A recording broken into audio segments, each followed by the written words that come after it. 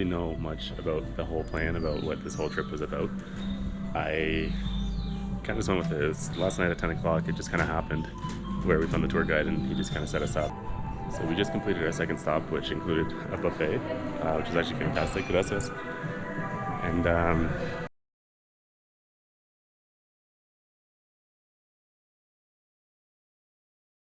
so we are at our third and final stop before taking the train to Aguascalientes. And this place is called, what's it called? Ollantaytambo. Ollantaytambo. Ollanta is the name of the guy that built this place, and he was a working class peasant. And Tambo is tomb, I'm guessing by the translation. So the story behind this place is, it's a long story. Essentially, the guy that built this was a poor working class guy, and it was built as a military quarters, and that's where they have a base camp, also some flowing water down there. And up there was their meat and food reserves, if you can see right there. But what happened was he wanted to marry the daughter of the king of the Incas, which is Pachacutec. And Pachacutec did not want him to. So, in secrecy, he decided to go off with the daughter of the king. And at the same time making a rebellion, like fighting. To fight against the king.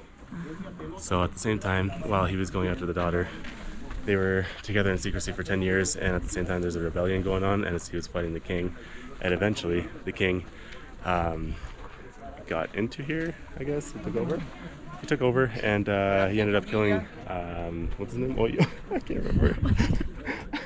This altitude's killing me. I can't breathe, I can't think, I can't do anything.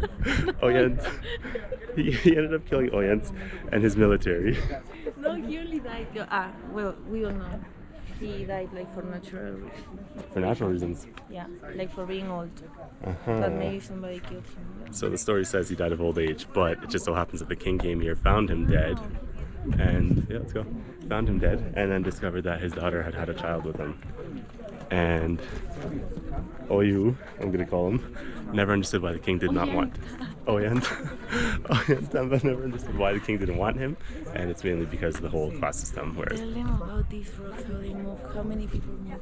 Oh, 45 people? No, 120 people. Oh, okay, I was off with my numbers. So these stones were created as the shrine of the sun, the temple of the sun, and it took 120 people to move each stone. And the people that moved these stones were For literally like 15 or 20 years. over the course of 15 to 20 years. These were the potato farmers that were moving this stuff. So you can only imagine how strong these people were to complete something this grand. But here we go. So that's my broken up history lesson. So the story behind the food storage over there was whenever the sun rises, it comes up from there. And at that point where the peak is, it kind of shines down all the way onto the temple of the sun. So they put the food storage over there because it's always in the dark and it's always at as cold a temperature as it can be, especially because it's in the mountain. And they would store potatoes, corn, and I don't know how long they store the meat for, but food for up to 15 years. 15 years you said, right? 15 to 20 years. 15 to 20 years of food storage. I don't know if you'd want to eat it by that point, but the option was there in case you needed it. It's pretty cool stuff. But apparently the architecture here was nothing special for the king, which is why he didn't care much for it and was not impressed when the offer for his daughter came in. I don't know, man. I'd say this is a pretty cool architecture. We have officially left our group at our last stop, and we are now going to the train, and we're gonna hope for the best. Apparently Alfredo mode. it's back to Alfredo mode. I'm no longer myself, and yeah, it's an hour and a half to the next stop, which is Aguascalientes, which is the base camp. We're gonna camp there overnight, not camp, but stay in a hostel overnight, and continue on to Machu Picchu in the morning. But this place was pretty cool. I'm definitely glad we did this way instead of just taking the standard, like the standard train that just takes you from Aguascalientes to, sorry, no, from Cusco. No. Where is it? What? Ollantaytambo? Here?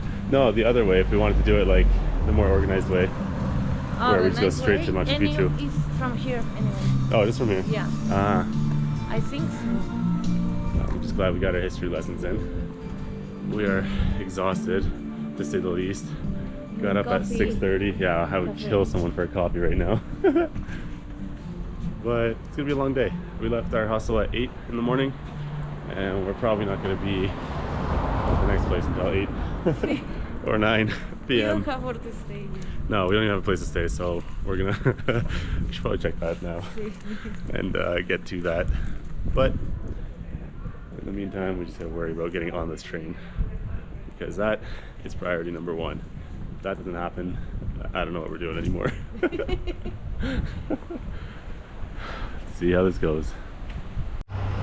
We actually pulled it off. So ours just in line while I'm going for a coffee run.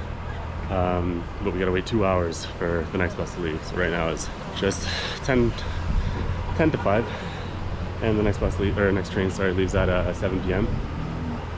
But we get to the front, and we're asking if we can get a ticket, and the guy's like, yeah, whatever, of course, but it's for nationals only. And then he points at me, he's like, where's he from? And he said extranjero, which means foreigner. And then she's like, no, he's Venezuelan, but he has a Peruvian nationality. And we pulled out my ID, and the guy just briefly glances, like briefly, not even like looking at me or the ID itself. And he's like, okay, listo, which means you're good to go. And he's like, just take a seat over there. So we're sitting down. But my God, was it nerve-wracking. Because if we miss this, I don't know when the next train would be. Like the normal train. I think there's another one, but it's at 9, so that would suck.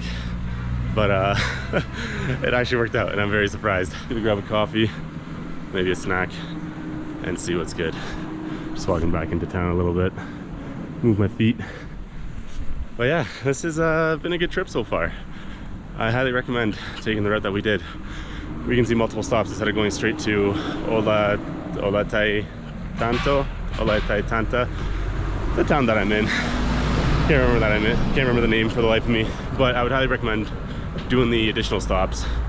And the second stop that we had was not at an actual site. It was just like a little town that had it was like a big hall, and there was a buffet that they were serving us, but my camera died, the battery died, so I swapped it with another one, and for some reason it just kept saying battery low. So I'm sorry I couldn't show you guys that, but it was nothing crazy. Good food, don't get me wrong, but nothing like out of this world. The place was nice though.